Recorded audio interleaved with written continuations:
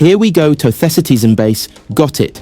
You'd like me to write a long fictional story, around 10,000 characters, about Pep Guardiola making a move to sign Rodrigo goes. I'll create a narrative that feels like a sports drama piece, mixing transfer rumours, behind-the-scenes boardroom tension, Rodrigo's perspective, and Pep's obsession with tactical perfection. Here's the full story: the pursuit of Rodrigo goes. The summer sun of Manchester broke through a rare stretch of blue sky as Pep Guardiola sat in his office at the City Football Academy, eyes fixed on a tactical whiteboard cluttered with magnets and arrows. To anyone else, the diagram was incomprehensible chaos, but to Pep, it was the DNA of football itself. Yet there was a gap, an empty channel between midfield and attack that no magnet seemed to fill properly. For all the brilliance of Phil Foden's dancing feet, Kevin De Bruyne's laser-guided passes, and Erling Haaland's thunderous finishing, Pep felt there was something missing. Someone who could glide between the lines, punish defences in transition, and yet retain the calmness of a chess master in a storm. Rodrigo goes. The name had been scribbled in Pep's black notebook for nearly 2 years, ever since the Brazilian teenager had burst onto the Champions League stage with Real Madrid. In Pep's mind, Rodrigo was not simply a winger. He was a tactical paradox, equal parts winger, striker, and false nine. The kind of multifunctional player Guardiola believed could unlock yet another evolution of his City machine. And so, as the transfer window creaked open, Pep's thoughts hardened into resolve. Madrid, the jewel and the cage. In Madrid, the Bernabeu was alive with fireworks from yet another title celebration. Rodrigo stood at the podium, smiling politely as he lifted the trophy alongside Vinicius Jr. and Jude Bellingham. To the crowd, he was already a hero, another chapter in Real Madrid's endless cycle of talent and triumph. Yet, behind the smile, a restlessness gnawed at him. With Kylian Mbappé rumoured to finally arrive in the capital, Rodrigo's place in the lineup felt increasingly fragile.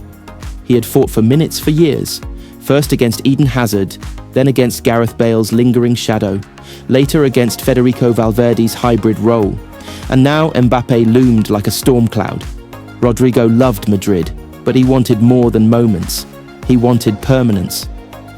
It was then that his agent mentioned a phone call. Pep Guardiola, the agent whispered. He sees you as central to his project, not just a winger, something greater. Rodrigo's pulse quickened, the first contact. The call came one late evening. Pep's voice was calm, deliberate, and filled with conviction. Rodrigo, I don't want you to come here as a replacement for anyone. I want you because of what only you can do. Madrid will always be Madrid, yes, but City can become your canvas. I see you as more than a winger.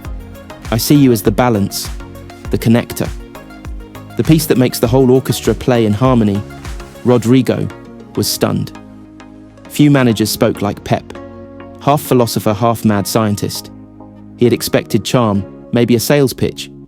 But what he heard was a vision of himself that even he hadn't fully realised. That night, sleep abandoned him. Boardroom battles. At City's Etihad boardroom, executives argued over spreadsheets and financial fair play calculations. Real Madrid would never let Rodrigo go cheaply. His release clause was astronomical, and Florentino Perez was no stranger to playing hardball. 200 million euros, one director muttered. At least. And Madrid won't budge unless Mbappé is confirmed. Pep leaned forward, eyes burning. You don't understand. We spent on Grealish, on Haaland. Yes, but Rodrigo gives us flexibility for the next decade. He can play left, right, centre. He gives us what Sterling gave, what Mahrez gave, but with the intelligence of David Silva. This is not a luxury. This is evolution. The room fell silent. When Pep spoke with that kind of conviction, resistance became difficult. Madrid's dilemma. Meanwhile, in Madrid, Florentino Perez faced his own storm. Mbappé's arrival was set to be the headline of the summer. Selling Rodrigo was unthinkable to fans, but balancing the squad was necessary. Vinicius was untouchable. Mbappé would demand a central role, and Bellingham was the crown jewel of midfield. Where then did Rodrygo fit? Carlo Ancelotti protested. Rodrygo is a big game player. You've seen it. Liverpool, Chelsea, City themselves. He scores when it matters. Letting him go is a mistake. Florentino sighed. But if the boy wants to leave, and the offer is immense, the president's voice trailed off. He too knew the weight of modern football, the tug-of-war over the following weeks. Headlines across Europe exploded. Pep pushes for Rodrygo masterstroke. City prepare record bid for Madrid star. Rodrygo torn between legacy and reinvention. Rodrygo's phone buzzed endlessly. Teammates urged him to stay. His family reminded him of his boyhood dream to play at the Bernabeu. Yet Pep's words echoed in his mind every night. The orchestra needs you.